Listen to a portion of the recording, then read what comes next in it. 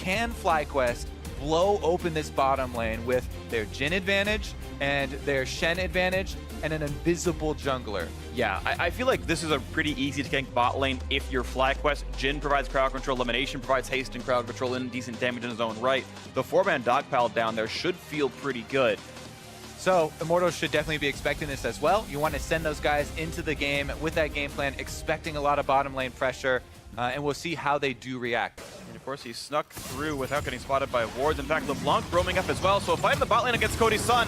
The flash exhaust coming in back on Altec. Back out of Cody's son they go. Altec 3 shots away from the crit. He's not going to get the hits in. Here comes Moon, and he'll block the volley. First blood comes through in the bot lane. And the top lane action turned into nothing. Ball's not even losing a summoner. Ole going to drop as well. A double kill to Moon. Continues to be the killingest player in the North American LCS. They're going aggressive again, but Shen This is level time 6. there's a Shen. Can they bring him into range into Ole? I mean, he just walks out. I'm not even going to burn the top for a while, and it should easily go to Altsec. And again, taking a trade that gets turned around by FlyQuest. we may have given Immortals bottom lane too much credit in the intro, saying that they are expecting all of this focus on bottom lane, right?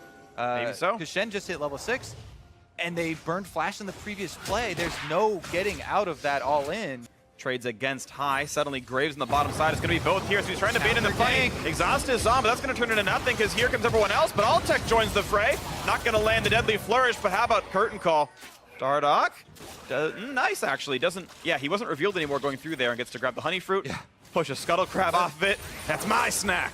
FlyQuest and Immortals going into this one. Actually, a bad hook by Ole. Flay buys some time. Arrow's going to hit Moon in the face, but look at the root. Look at the damage up, but Ole going to be on the chopping block. One more shot. Waits out the exhaust. Altec won't quite have the kill shot. Waiting for the damage to come down. Turns it over and pops Cody's son. A trade kill coming in thanks to Pobelter's roam. Balls, and no here comes the TP. Stand United yet. Okay, he pops that. Going to keep Altec shielded up. No Corky at all. It's not High joining in the slightest. Ball's holding the front line. Shield's going to time out. Rooted up in place. Flame will secure his team the kill, but it buys enough time. Are they going to get Altec too? They're I don't know if they can. Okay, He's red gonna buff walk away. flow won't be enough, but man, that was huge for Immortals. High does not commit to joining this fight.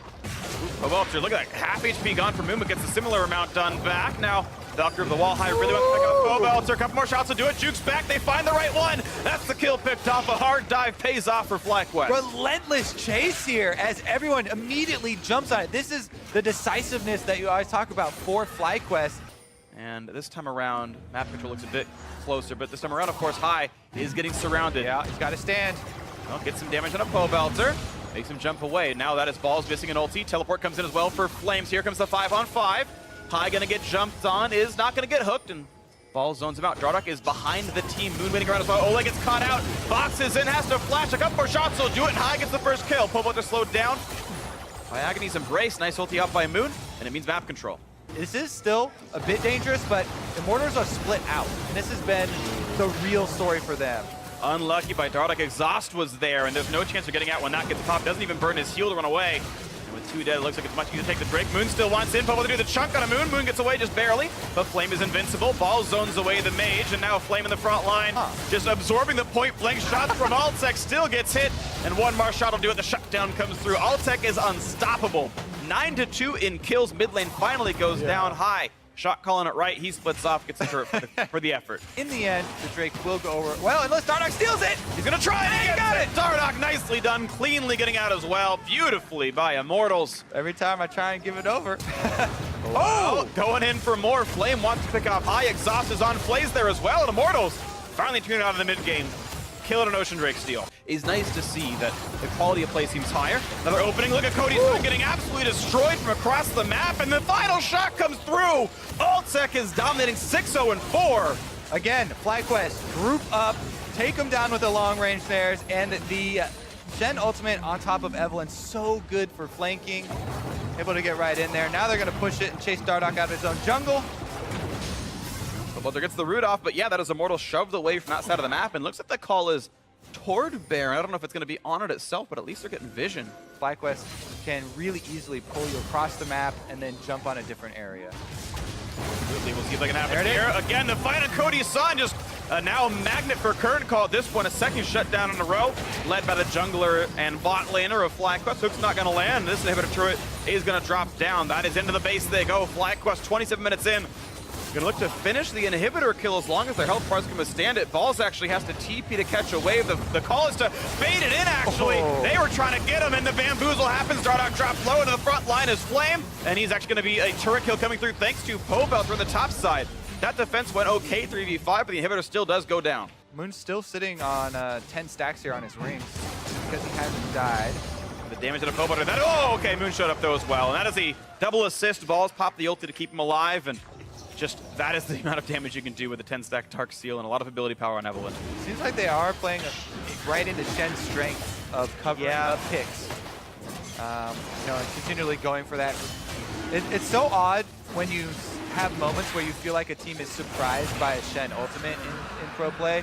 And I guess the added factor is that teams are not used to playing against Evelynn. This could be the opening. Pulls in. Dardoch plays him against the wall. Can balls jump away? Looks like it's not just yet. Dardoch and Moon, who misses the ulti from Dardoch, actually. Dodges. And out the rest of them go. They delay so long, and they both get out alive with only one of the flashes blown. They bought so much time for this split of the 3-man DPS here from FlyQuest. That's actually 3 turrets picked up in a row. That was top outer tier 2 and inhibitor turret all picked up in the same push. Yeah, it's actually insane. They were only going for the delay there, only committing those 2 frontline members. And man, I thought that at least one of them would go down for it.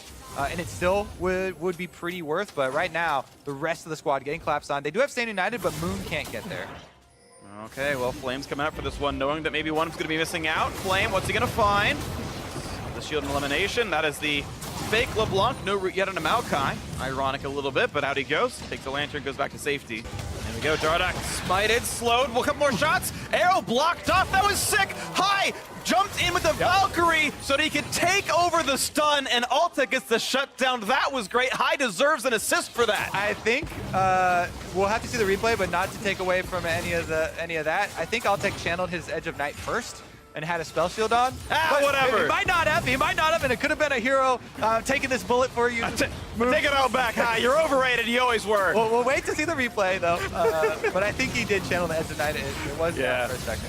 All right, well, on to the inhibit to go. It's going to be a double inhib take easily enough, and the waves pushed into 7,000 gold lead. FlyQuest in complete control. No Dardoch for 13 seconds means they're looking at Baron.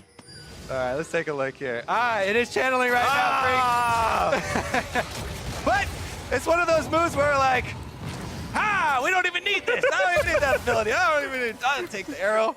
It made sure that the explosion didn't break the Banshee's veil. It's the thought that counts. It's the thought that counts. You're testing this Baron. Let's go. It's important. Here we go. Hotshot is on redemption.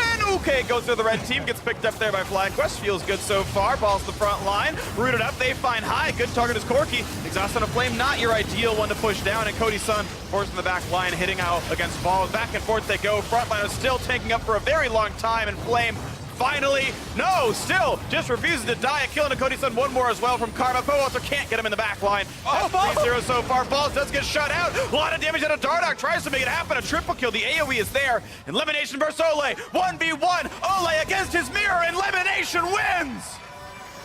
Ace for FlyQuest. Into the base they go. And Moon takes it in. The solo Nexus turret destruction here from Moon. He moves. Left side, to the right side. One turret's gone. He's on the second one. They're still doing damage. I don't know if it's going to happen. I don't know if they're going to win or not. It's so close. There's no way to know if it's going to be the game. I'm just kidding. FlyQuest wins. Congratulations, FlyQuest 1-0. A well-deserved win, I will say. Still executing beautifully as a team. Game 1, good head nod by High. Says, yeah, that felt good. We deserved it. Too true. Even with, showing the Shen, showing the Evelynn, the Jhin pick, I mean, they set themselves up for bottom lane focus so well in Champ Select, and then it all came to fruition with the aggressive Moon from the Immortals bottom lane. Moon gets down there just in the nick of time, and from then on, it was actually some good counterplays from Immortals, like the bottom side play where FlyQuest actually didn't commit for once, and there are some windows where they were making a little bit of headway back into it. But once FlyQuest, reoriented themselves and they kept focusing mid, 5 members, you go for the Evelynn flank. Cody Sun almost every single time they were able to find him. Yeah, and that's the unfortunate thing, right? Is every time I'm like, ooh, I want to give Cody Sun some props and Ole some props for playing a little bit better than expectations. They have games like this where it's 0-5-3, 0-5-5, 0-6-3, right? You have a bot lane that combines to a 0, 11, and 8.